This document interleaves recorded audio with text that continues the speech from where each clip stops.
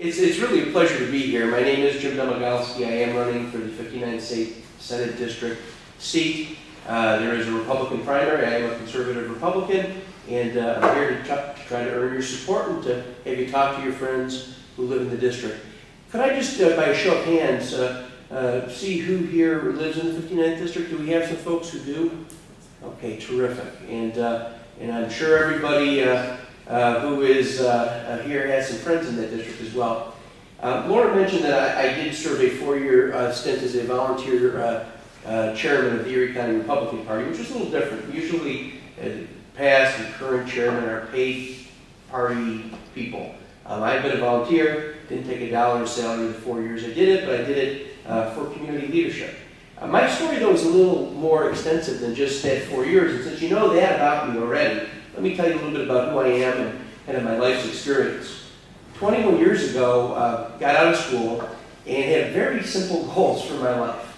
I wanted to start a career that would help my family have a better life, and I wanted to help the people I'd be working with, my clients, achieve their dreams. And really for the last 21 years, for all of that in the private sector as an attorney and business person, that's what I've done. I've devoted my life to those goals. As an attorney, I have fought for Western New York families and businesses in courtrooms and boardrooms across the state and sometimes, in fact, across the country. And as a business owner, and I'm a partner in a business, a pretty large business, we employ upwards of 385 people. I have worked to help build and grow that business. Every 2 weeks, my partners and I hand out 385 paychecks and deal with issues like health insurance and government regulation and the types of things you have to, of course, deal with in business. And so, as a manager of my business, I completely understand the challenges that businesses face in this state. And you certainly can't hate the employer and love the job. Families in Western New York, families across this state deserve better from state government. And in order to have better, you have to have jobs. The primary issue in this campaign, as far as I'm concerned, is getting government out of the way so people can have a life for their family here. And it starts by having good jobs. It starts by controlling spending. It starts by getting taxes to where they should be, and it starts by being aggressive with the status quo in Albany. So in my career, I've spent most of my time in the private sector. That's where I've earned my living. I have a wife and 2 sons, a 9-year-old and a 5-year-old, and although it sounds trite, it's the truth. Part of the reason I'm standing here and taking this race is because I look at those boys every night that I go home and think, what will there be for them in this state?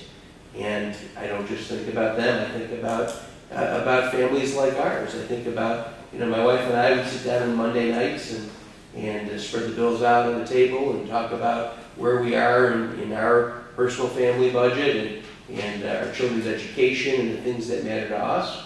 And every family does that in one way or another. Whether it's a middle-aged married couple like us, whether it's a senior citizen couple saying, can we stay in our town? Can we stay in New York State? Or do we have to leave because the income we're on doesn't allow us to do what we need to do? Do we have to move? Whether it's a single parent who has to bear all that responsibility himself or herself, whether it's a newly married couple, and my goodness, this state is so dysfunctional. I am amazed and humbled every time a married couple decides to stay here when you're starting out a life these days. So my one promise in this campaign, and it's the only firm one that I'm making as I go around and address groups like this, is that if elected as the state senator for this district, before I take any vote, whether it's on any type of legislation, the thing I'm going to do is I'm going to think about that family at their kitchen table. I'm going to think about business owners, farmers, manufacturers at their conference table or their board table or the table in the barn where they do business, and I'm going to focus on this simple question. Is this vote I'm about to make going to be good or bad for that family at their kitchen table? Is this vote that I'm about to take going to be good for that business, that farm, that manufacturer at their business table, their conference table? And if it is, I'll vote for it, and if it's not, I won't. And that's how I intend to approach it. I have some very specific issues, and there's some time tonight, not a lot, But let me kind of plow through them, and I know there's a question and answer, which will give me an opportunity to hear what's on your mind. I believe that the principal problem in Albany is the fundamental inability to set a budget and live by it. And it's not real complex. I am one of the 5 people who manage our business of nearly 400 people. In January, we set a budget every year. And it's got to be done, because the other partners in the business and all the families and folks who are employed and count on those paychecks expect us to have a business budget. And it's not just numbers, it's a vision. And it involves really rolling your sleeves up and analyzing this category of our business and that category of our business and this category of our business. Where do we cut? Where do we expand? You know, the healthcare bill just came in. Can we afford to stay with this carrier? Do we need to go to another one? I have done that, and I've got experience in setting a budget based on a vision. We don't stop there, though. I mean, Albany can't even get that done. But we don't stop there in business or in our families. Everybody does this. You see how you're executing on the budget. You know, we watch to see whether or not our projections are right. Where they're right, we stand by them. Where we need to adapt, we adapt. Government doesn't do any of that. They tax and tax and tax. And as you know, when the taxes are exhausted, they add fees, which are taxes. Then they borrow on top of that. And it's got to stop.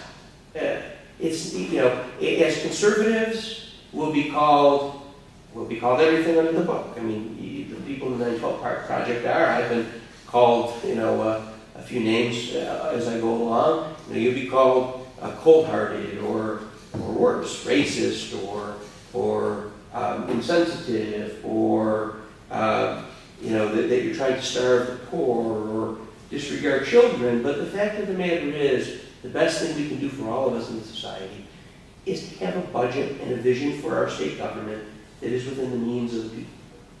It's our government. It's not a government that tells us what to do. We need to tell the government what to do. And so to do that, you've got to start by having that vision.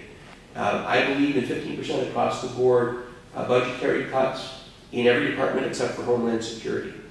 That includes taking our Rolls-Royce Medicaid system, and it is a Rolls-Royce, and making it a system towards the federal minimums, which is still a sufficient safety net for the folks who need help. We can't be ignoring that need. But what it also does is it saves us $20 billion, which is a start. I mean, this year the projections are between $9.3 and $10 billion on the state deficit. I think that the projections of the next 3 years could add another $20 billion to that. By just simply reforming that program, having the courage to say we're not going to pay for plastic surgery, we're not going to pay for ambulance rides recklessly, we're not going to pay to get somebody from a situation to come in an ambulance to get 3 meals and then go home and pay for it again next week. We're going to clamp down on those types of things. And a lot of other services that we just can't afford. You start doing that, you save real money. I believe in a real property tax cap. I think you have to do that. I believe in a tax cut on capital gains. If we're going to create jobs, businesses in the state have to have an incentive to invest. To invest their gains, and the businesses that are making a profit in the state, there's not a ton of them, but they've got to have incentive to plow their money back into capital so that they get new machinery, so that they can hire more people, et cetera. And so I think you cut the capital gains rate to drive the economy.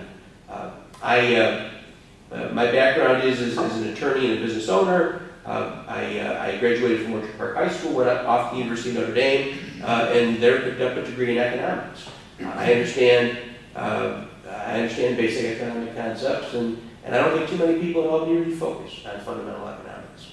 You know, there's a price, as our moderator said tonight, there's a price. If you're going to rob Peter to pay Paul, that's going to not work. And you don't need an economics degree to know that. But you need some discipline and some fight to do that.